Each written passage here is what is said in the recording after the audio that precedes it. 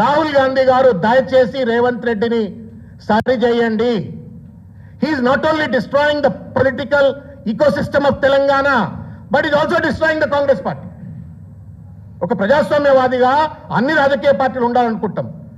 ఒక రాజ్యాంగ స్ఫూర్తితో, ప్రజాస్వామ్య స్ఫూర్తితో అన్ని రాజకీయ పార్టీలు ఉండాలనుకుంటాం. కానీ అటు కాంగ్రెస్ పార్టీని నాశనం చేస్తా ఉన్నావు, తెలంగాణ రాజకీయ వ్యవస్థను నాశనం చేస్తా ఉన్నావు. ఇప్పటికే రాజకీయ నాయకులంటే అంతో ఇంతో మొత్తం గౌరవం తగ్గిపోయింది. ఆ ఉన్న కాస్త గౌరవం తగ్గేటువంటి ఒక చిల్లర బూతు పురాణం మాట్లాడుతున్నట్టు రేవంత్ రెడ్డి నీ వైఖరి మార్చుకోవాలా, ఆయన వైఖరి మార్చాలా అని చెప్పని నేను రాహుల్ గాంధీ గారిని, కాంగ్రెస్ పార్టీ యొక్క అధిష్టానాన్ని నేను డిమాండ్ చేస్తా ఉన్నాను.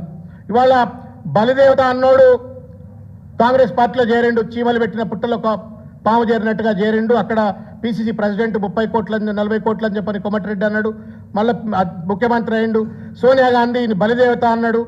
మొత్తానికి ఆయన మాట్లాడుతున్న తీరు, నిన్న మాట్లాడిన తీరు చూసినట్టయితే ఆయనకు సోనియా గాంధీ పైన ప్రేమ లేదు, ప్రజల పట్ల ప్రేమ లేదు, కాంగ్రెస్ పార్టీ కార్యకర్తల పట్ల ప్రేమ లేదు, పార్టీ పట్ల ప్రేమ లేదు. మొత్తానికి కేవలం కేసీఆర్ గారి పైన కసి, కుర్చీ పైన ఉన్నటువంటి స్వార్థం, ఆ కుర్చీ పేరు మీద చేస్తున్నట్టు దుర్మార్గమైనటువంటి దోపిడీ, ఇవి తప్ప వేరే ఏమీ లేవు.